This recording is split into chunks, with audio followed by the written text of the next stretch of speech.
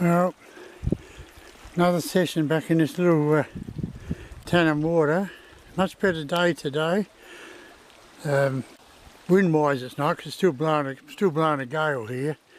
But river level dropped a couple of inches. I'm starting off today probably 100 metres above where I finished up yesterday. So hopefully we'll get a fish or two. We'll see how we go. Alright, and here's our first little brown. Just flicked up there that close to that river bank, and a couple of lines to the handle, and yeah, little fella come along and grabbed it, so we'll get him off. It's only a baby, like that, all out in here at the moment, but still, it's always fun to catch these little wild browns. Alright, just got our second little brown here. It was I'm fishing up in amongst all these snags here, and I just flicked one up in between the dead wood there, and this little fella come out and grabbed hold of it. So that's the second one. I just had a little hit and a miss back there, and then just a minute ago, just this almighty crack, sounded like a lightning crack. What it was a big gust of wind came through, and about 20 or 30 feet behind me, this massive gum tree come crashing down, crossing into the river. So yeah, I'd already fished up through there.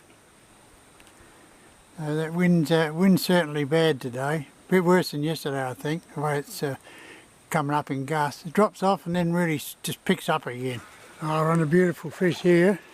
Not a monster by any means, but a lovely fish for the size river. Maybe about 350 grams, 360 gram fish. And he's well hooked in the jaw there, as far as I can see. But I was just keeping him in the water for a minute. And he was up, right up against that bank. I just saw something come up near the surface, a ripple, and I flicked it right up, hard up against that bank, and just slowly retrieved it, and yeah, he grabbed hold of it. There's a very nice brown indeed. So we'll get him off, and yeah, get a quick photo of him when I get him off, and we'll let him go.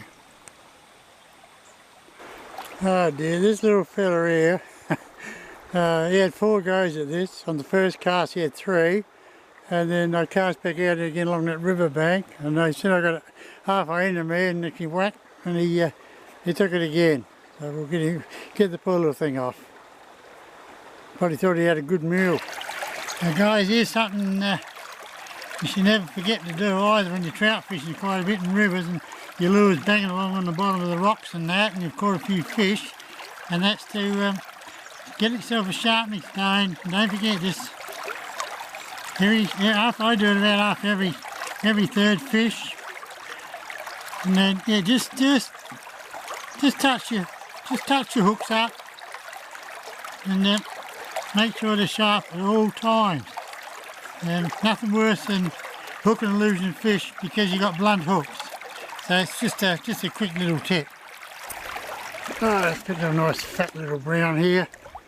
Just standing on the edge of the river here, and I just flicked it just right where that log was, and just let it sort of sink and drift. And yeah, this fella here, he's tied himself up in it, so he'll be right. We'll get him off as quick as we can anyway. It's only the line just wrapped around his gill a bit, so I'll get him off now so I don't do any damage to him.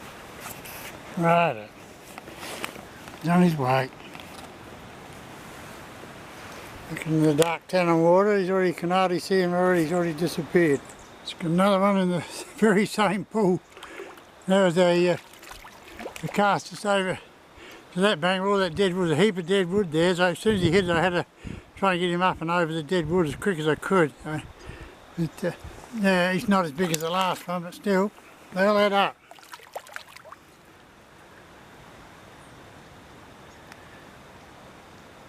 Little Aglia, Mepps Aglia Gold, doing a great job, as is the Super 100, Platypus Super 100 4-pound mono.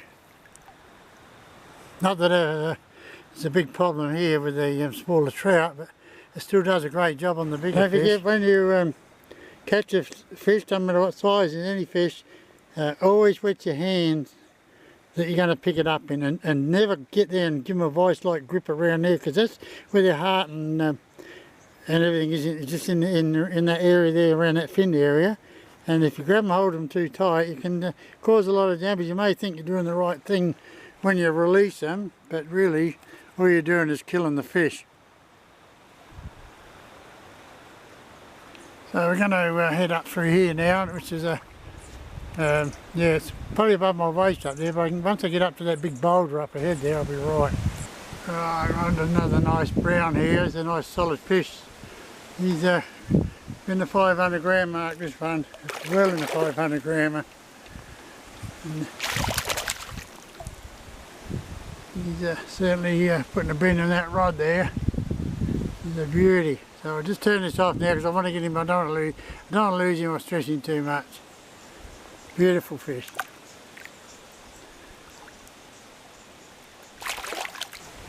Yeah, so there it is, beautiful fish. Look at the colours in that brown. Absolutely magnificent. So we're going to, I'm just going to take a couple of photos and then let him go. So there it is, 825 was the total weight including the net. Take off the 300 grams of the net weight. So he was a 525 gram fish. So yeah, pretty stoked with that. Yeah, beautiful fish. I just got number 11. So the last decent fish you saw on the clip there, that was number 10.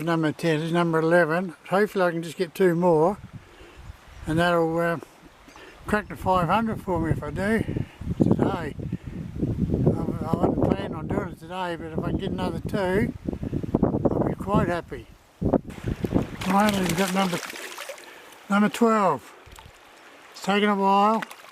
It's taken about 25 minutes, I reckon, before we got this fish. I've had little hit and misses, tap, tap, taps, and then I just flicked into that little flat water there where the water bubble line just swirling around, and yeah, and he grabbed it in there. I mean, I've had all that river, beautiful water up through there, and I couldn't hook a fish, just a little tap, tap, taps, and then come to a little pool like that, and there we have it.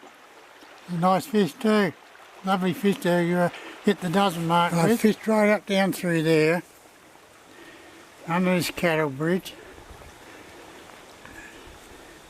and nothing. Now this is going to be my last stretch of water I'm going to fish up here. If I don't get the 500 trout here today, then it will have to wait another day. I just remembered then I needed 13, that dreaded 13. It's a killer of a number, I tell you. But this is the last chance. We'll see how we go. Well, let's just go back to the car. It's 5 to 5. Needed 12 trout today to hit the 500 mark. Had a really good run. It started off a little bit slow, then I got a couple of quick runs, then it went quiet, and then I further I got up, the better the fishing came. Spider. And yeah, I was just getting one up and I got a few nice lovely fish in amongst them. Water was a bit 2 inches lower, still very dark tannin. Still use the Aglia Gold, little Mepps Aglia Gold, 1.5 gram blade spinner, and that yeah, that doesn't miss a beat when the trout come up out of it. Some are a bit finicky though. They tap tap tap, boom, gone. And anyway, you watch the video and see whether I got trout number 500. I needed 13. I was on 487 at the start. I needed 13. That rotten number again. That yeah, lucky for some, unlucky for others. But watch the video right to the end, and you be the judge if you can add up. Next time, tight lines.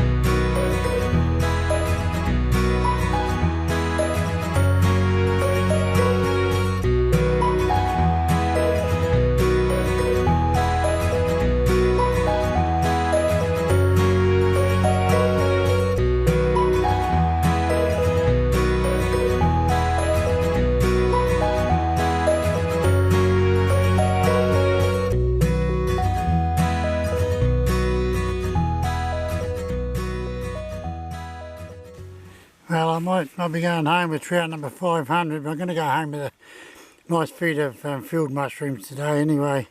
There's 3 here I just picked, and I saw a few more as I was walking along the banks of the river here, so I'll get a few more before I get back to the car. And a nice little feed of fresh mushies.